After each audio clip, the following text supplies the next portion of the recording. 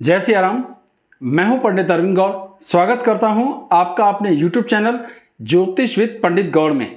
और आज की चर्चा का विषय है केतु का राशि परिवर्तन। राहु और केतु 12 अप्रैल को अपनी राशि बदल रहे हैं और 18 महीने तक अब ये इन्हीं राशियों में रहेंगे। राहु मेष में जा रहे हैं और केतु तुला राशि में। तो इनका क्या प्रभाव सभी लग्नों पर होगा, इसी संबंध में आज का ये वीडियो है। पर पहले कुछ बातें केतु के स्वभाव, उसके नेचर के बारे में कर लेते हैं। तो केतु को मंगल के जैसा, कुजवत केतु यानी मंगल के समान प्रभाव देने वाला समझा जाता है। मंगल क्रूर ग्रह है पर पापी ग्रह नहीं है, एक। और राहु को शनिवत, शनि के जैसा प्रभाव देने वाला माना जाता है, जो क्रूर ग्रह है, पापी ग्रह है, बुरा है। इन दोनों में ही सेपरेट करने की, पृथकता का सामर्थ्य होता है। यानी ये जिस भाव में बैठते हैं उस भाव से संबंधित कुछ नुकसान देने की सामर्थ्य है। केतु करता किस तरीके से प्रभावित, वो जिस राशि में बैठता है उस राशि के गुणों से प्रभावित होता है, उस राशि के स्वामी से प्रभावित होता है। जैसे अभी तुला में जाएगा तो वो तुला के स्वामी शुक्र से प्रभावित होगा और उसी हिसाब से काम करेगा। यहां वो मित्र के हिसाब से जाएगा, मित्र राशि में। तो आमतौर पर केतु का मतलब क्या रहता है? केतु का अर्थ रहता है कि एक ऐसा ग्रह कि जिसे किसी सब्जेक्ट में एक्सपर्टी ना भी हो तब भी वो एक्सपर्ट राय देने की कोशिश करता है। उसमें जासूसी के थोड़े गुण होते हैं, मतलब दूसरों के मन की था पाने की बड़ी इच्छा होती है। अपनी बात नहीं बताता, दूसरों की जानना चाहता है कि आपके मन में क्या है, आप इसके बारे में क्या सोचते हो। इस तरह से ये भी एक चीज देखने में आती है। वो ऐसा कोई टॉपिक जैसे कल्पना, वो कल्पना में बहुत विश्वास करता है। ऐसा हो गया होगा तो उन्होंने ये कहा होगा, इसलिए इसे कल्पना का ग्रह भी कहते हैं। अब इसका एक फायदा नुकसान ये है कि ये थोड़ा सा नेगेटिव कर देता है। नेगेटिव करने के पीछे अर्थ क्या निकला कि ये उन बीमारियों की भी कल्पना, उन घटनाओं की भी कल्पना कभी कभी करता है जो है ही नहीं। मसलन मुझे कंधे में दर्द होता है, ओके, चेक करवाने गए, अब सारी डॉक्टरी ट्रीटमेंट में कहीं कोई दर्द आया ही नहीं। तो अर्थ क्या निकला कि एक्चुअली आपको कंधे में दर्द नहीं है। सारी रिपोर्ट्स आ जाएंगी तो कंधे का दर्द भी ठीक हो जाएगा।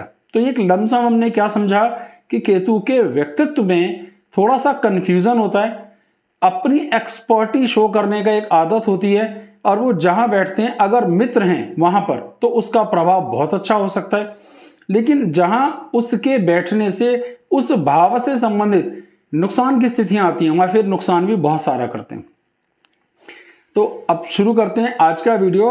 प्रत्येक लग्न पर उसका क्या प्रभाव होगा, इसे आप लग्न से देखें, ज्यादा अच्छा रहेगा। राशि से भी देख सकते हैं, पर मेरा अनुभव है कि लग्न से इसके ज्यादा सुफल आते हैं। केवल सांकेतिक तौर पर मैं आपको पिक्चर दिखाता रहूंगा कि कहां बैठा है और उसका क्या प्रभाव हो रहा है। ज्यादा नहीं सोचना है, सिर्फ आपको अपनी लगन याद रखनी है और लगन के हिसाब से उसके परिणाम को समझने का प्रयास करना है। तो मेष लगन से शुरू करते हैं। अब मेष लगन के लिए सप्तम भाव में आएगा और लगन में क्या आएगा? राहु। तो ये सातवां भाव जो हमारे वैवाहिक जीवन के सुखों का भाव है, वहां पर केतु अपना कुछ खराब प्रभाव देता है। यानी वो इतना मीठा प्रभाव नहीं देगा जितना मुझसे उम्मीद करते हैं। तो कहीं ना कहीं वैवाहिक जीवन में कन्फ्लिक्ट्स, तनाव, खींचतान देगा। एक दूसरे की समझ बूझ में कुछ डाउट्स क्रिएट करेगा। सेहत को लेकर के भी छोटी मोटी दिक्कत देखने में आएगी। रोजमर्रा की आमदनी को भी लेकर थोड़ी बहुत दिक्कत देखने में आएगी। तो कुल मिलाकर मेष वालों के लिए क्या स्थिति हुई? उतना अच्छा है नहीं जितना हम उससे चाहते हैं कि वो अच्छा होता। तो यहां बहुत अच्छा प्रभाव देखने में केतु के गोचर का नहीं आएगा। वैवाहिक जीवन पर, थोड़ा सा सेहत पर, थोड़ा डाइजेशन पर, थोड़ी रोजमर्रा की आमदनी पर तनाव महसूस हो सकता है। कोई बड़ा नुकसान नहीं होगा क्योंकि इसमें चातुर्यता, सही मौके पे अपनी अकल दौड़ाने की प्रयास बहुत होते हैं, इसलिए रिजल्ट निकल आएंगे। लेकिन कुल मिलाकर इस गोचर को अच्छा नहीं कहा जा सकता। वृषभ की बात करते हैं। अभी देखिए, वृषभ के लिए छठे भाव में आएगा। छठा भाव शत्रुओं का है और मंगल वहां पर कारक होता है, तो इसलिए केतु भी वहां पर कारक हुआ। तो ये छठे भाव में जब आ रहा है तो वृषभ के लिए बहुत अच्छा है। शत्रुओं को कम करेगा, कर्जे की स्थितियों को कम करेगा, शत्रुओं को दबाएगा। मान लीजिए कोई आपका विरोधी है, आपके साथ उसकी ट्यूनिंग अच्छी नहीं है, तो अब उस सूरत में क्या होता है कि वो आपको कष्ट दे रहा है, तो आप उसे समझाने में, मनाने में या धमकाने में कामयाब हो सकते हैं। तो केतु का ये गोचर आपके लिए इस लिहाज से अच्छा है कि पुराने झंझट सॉल्व हो सकते हैं, पुराना कर्ज की अदायगी हो सकती है, किसी को आपके धौंस या दबदबे से डरा के या अपने मतलब के लिए उसको धमका कर आप अपना रिजल्ट निकाल सकते हैं। तो इतने सारे फायदे भी देखने में आ सकते हैं। तो कुल मिलाकर इसे शत्रु पर विजय प्राप्त करना, हालातों पर विजय प्राप्त करना, जीत हासिल करना माना जा सकता है। तो वृषभ के लिए यह गोचर फायदेमंद है, अच्छा है, बुरा प्रभाव बिल्कुल नहीं देगा। मिथुन के हिसाब से देखते हैं। अब मिथुन के लिए 5वें घर में आएगा। 5वें घर में क्योंकि वो ज्ञान का है, सही मौके पर सही फैसले ने, तो बड़ा युक्ति कारक होता है। इनकी बौद्धिक चातुर्यता हद से ज्यादा अच्छी होती है, दूर तक की सोचना और दूर तक की कल्पना करना, प्लानिंग। लेकिन कहीं ना कहीं संतान के साथ थोड़ी खींचतान देखने में आती है, डाइजेशन को लेकर के भी थोड़ी बहुत खींचतान देखने में आ सकती है। तो थोड़े माइनर फीचर ऊपर नीचे हैं, लेकिन कुल मिलाकर के ऑन दी होल ये बिल्कुल अच्छा है।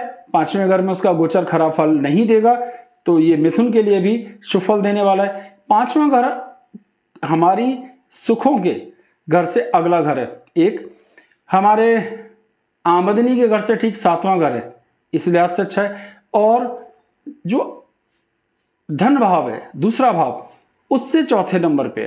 तो कुल मिलाकर इसका प्लेसमेंट ऑन दी होल भी बहुत अच्छा है।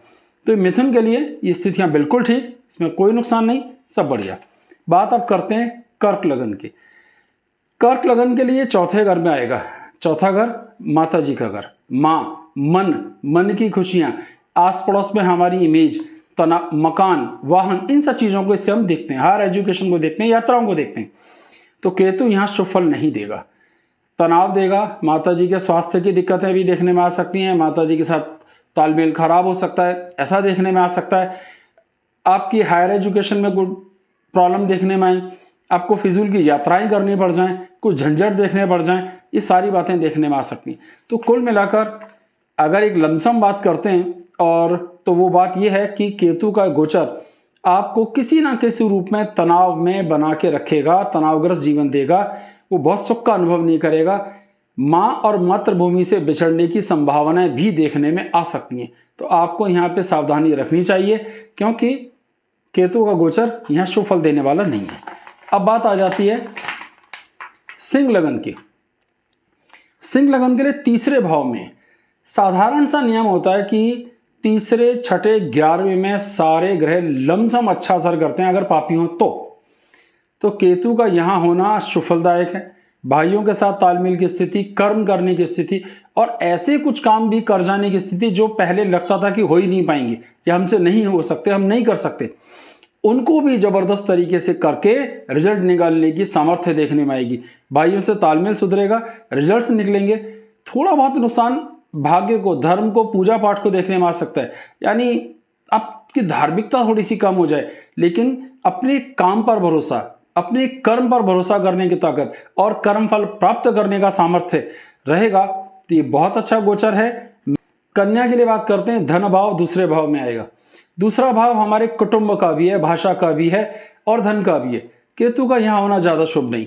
तो कहीं ना कहीं कुटुंब से तालमेल की स्थितियां, कुटुंब से अलगाव, उनसे विचारों में मतभेद, भाषा की खराबी, गले से संबंधित कुछ खराबियां भी देखने में आ सकती हैं। और आपके भाषा के कारण कुछ रिश्तों में खटास बढ़ेगी, कुछ तनाव बढ़ेंगे और वैवाहिक जीवन में भी थोड़ा सा प्रभाव जरूर देखने में आएगा, क्योंकि 7वें घर से 8वां है। आपके जीवन साथी को कुछ ऐसी हेल्थ इश्यूज हो सकते हैं जिनका इलाज लंबा चले, यानी ऐसी कोई बीमारी है जिनका इलाज लंबा 2-4 साल चलता है, 6 महीना कम से कम चलता है, बहुत जल्दी ठीक होने वाले नहीं हो सकती हैं। तो कुल मिलाकर ये गोचर आपको नुकसान देने वाला है। तुला की बात करते हैं। अब तुला की स्थिति क्या है? लगन में ये गोचर होगा, काफी हद तक ठीक है।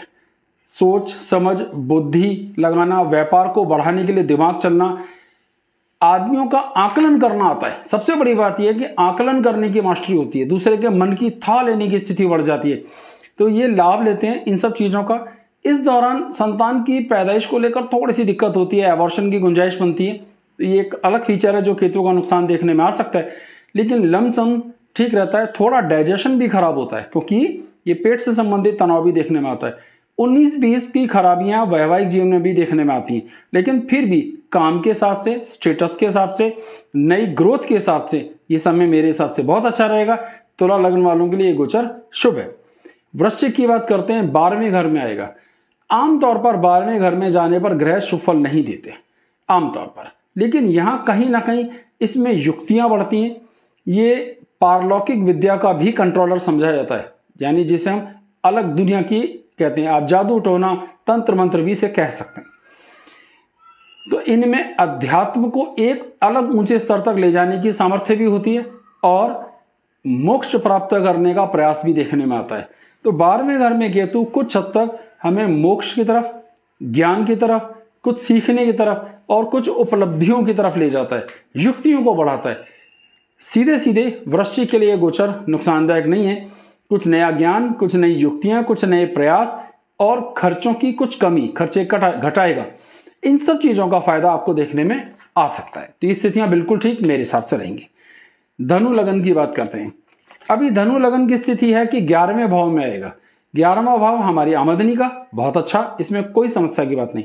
तो निश्चित रूप से आमदनी के नए सोर्सेज डेवलप होंगे, उसका लाभ देखने में आएगा। इनकम बढ़ेगी तो आधी चीजें तो वैसे ही दुनिया की ठीक हो जाती हैं, क्योंकि बहुत कुछ 70-80% हमारी आमदनी पर ही निर्भर करता है। तो क्या होगा, आमदनी इंप्रूव होगी, ठीक है ना। जब आमदनी इंप्रूव होगी तो सब चीजें इंप्रूव होगी, नए से नए सोर्सेज डेवलप होंगे, उसका फायदा देखने में आएगा।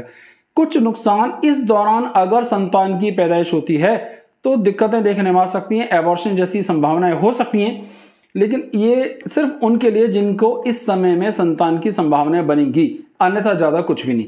लमसम इनकम के हिसाब से ये बहुत अच्छी स्थिति है, इसमें किसी तरह का कोई नुकसान नहीं होगा। मकर की बात करते हैं, 10वें भाव में गोचर आएगा। ये अच्छा नहीं है। यहां एक नुकसान देखने में आएगा कि गवर्नमेंट के साथ आपका कुछ खींचतान होगा, कुछ प्रॉब्लम्स आएंगी, कुछ नोटिस आ सकते हैं, कुछ भागदौड़ बढ़ सकती है, तालमेल की कमी देखने में आ सकती है, गवर्नमेंट से मिलने वाली पेमेंट ब्लॉक हो सकती है, कुछ समय के लिए रुक सकती है, उसमें कुछ ऑब्जेक्शंस लग सकते हैं। पिता से मिलने वाला सुख और सामर्थ्य में भी कमी देखने में आएगी। इन सारी चीजों का मिला जुला अर्थ है कि जितनी मेहनत की जा रही है, जितनी कोशिश की जा रही है, तनाव उससे ज्यादा आ रहे हैं, काम उतने बन नहीं रहे जितना हम उम्मीद कर रहे हैं। तो एक लमसम अंदाजा यह है कि मकर के लिए ये गोचर का प्रभाव शुभ नहीं आएगा, एकदम एवरेज सिचुएशन यहां पे ये मेंटेन कर रहा है। कुंभ की बात करते हैं तो कुंभ के लिए भाग्य स्थान 9वें स्थान में आएगा। पूजा पाठ, धर्म के प्रति थोड़ा सा लगाव घटेगा, धर्म के प्रति थोड़ा लगाव घटेगा, लेकिन भाग्य के हिसाब से देखते हैं तो अच्छा है, पिता के साथ तालमेल के हिसाब से देखते हैं तो ठीक है। मिला जुला कर एक एवरेज स्थिति यह है कि ज्यादा खराब नहीं है, अच्छा भी नहीं है। तो एक एवरेज स्थिति यहां पे ये मेंटेन कर रहा है, थोड़ा फायदा थोड़ा सा नुकसान, क्योंकि आमदनी के भाव 11वें भाव से 11वें भाव में बैठा है। भाव से भाव देखें तो ये कुछ हद तक आमदनी को इंप्रूव करेगा, तो ये एक लाभ हो रहा है। धर्म की थोड़ी सी हानि हो रही है, पूजा पाठ के प्रति थोड़ा सा नेग्लिजेंसी है ना, छोड़ो बेकार की बातें, ऐसे भाव आएंगे। तो एक मिला जुला असर देखें तो आमदनी को तो जरूर लाभ है, बाकी और विषयों में थोड़ा सा नुकसान, तो ना ज्यादा अच्छा ना ज्यादा बुरा। मीन लगन, अब मीन लगन जो हमारी आखिरी लगन, उसकी स्थिति क्या है, 8वें भाव में गोचर आएगा। 8वें भाव में आमतौर पर गोचर में कोई भी ग्रह सुफल नहीं देता, वो सब खराबी असर देते हैं। तो ये भी खराब देगा, कुछ चोट लगना, कुछ बीमारियों की तकलीफ देखने में आना, कुछ ऐसे इलाज करवाने की मजबूरी आ जाना जो आपको लास्ट में बीमारियां निकलेंगी ही नहीं। यानी हम कुछ ऐसी बीमारियों से पीड़ित हो सकते हैं जो वास्तव में हमें है ही नहीं, ये देखने में आ सकता है। खून से संबंधित कुछ समस्याएं बिना मतलब की देखने में आ सकती है, छोटी मोटी चोट लगना देखने में आ सकती है, आप गिर गए आपको लग गई, या वो सारा एरिया जिस पे हम बेल्ट बांधते हैं इससे संबंधित किसी पोर्शन से संबंधित भी, इससे में जो भी हम पोर्शन सारे इसमें आएंगे उससे संबंधित भी तनाव देखने में आ सकता है। तो केतु थोड़ी लंबी बीमारी देता है, लेकिन कुल मिलाकर यह है कि ज्यादातर ऑपरेशन की नौबत नहीं आती, इसका मतलब इलाज से ही सब ठीक हो जाएगा। तो ईमानदार बात यह रही कि मीन के लिए ये गोचर शुभ नहीं है। ये स्वास्थ्य को लेकर के तनाव देगा, ये जमा पूंजी के को खर्च करवाएगा, ये बहुत सा पैसा इधर से उधर ठिकाने लगाएगा, कुछ कानूनी झंझटों में भी पैसा लग सकता है, किसी को उधार देना पड़ सकता है। रिजल्ट कोई खास अच्छा नहीं। तो सभी के लिए चर्चा हो गई, कैसा रहेगा उसकी चर्चा कर ली, ऑन दी होल उसके डिटेल्स कैसे हैं उसकी बात हो गई। क्या करें, जिनको ज्यादा तकलीफ होगी वो केतु के बीज मंत्रों का जाप कर सकते हैं। इस मंत्र के जाप से थोड़ा फायदा देखने में आएगा कि हमारी सामर्थ्य इंप्रूव होती है, उतना तकलीफ नहीं होगी जितनी हो रही है। कैटसाई स्टोन एक होता है, अगर आपकी कुंडली के हिसाब से उसका प्लेसमेंट ठीक है, 6, 8वें 12वें में केतु नहीं है, तो आप कैटसाई स्टोन या लहसुनिया भी धारण कर सकते हैं, इससे भी आपको राहत देखने में आएगी। तो आज का वीडियो यहीं पर पूरा हो जाता है। आप अपनी जन्म कुंडली दिखाने के लिए संपर्क करना चाहें तो मेरा व्हाट्सएप नंबर स्क्रीन पर लगातार दिखाया जा रहा है, संपर्क कर सकते हैं। कितनी फीस और किस तरह देनी है वो सारी जानकारी आपको दी जाएगी। सारी बातचीत टेलीफोनिक होगी, जो भी आप पूछेंगे उसका उत्तर देने का पूरा प्रयास किया जाएगा। बहुत बहुत धन्यवाद। जय सिया राम।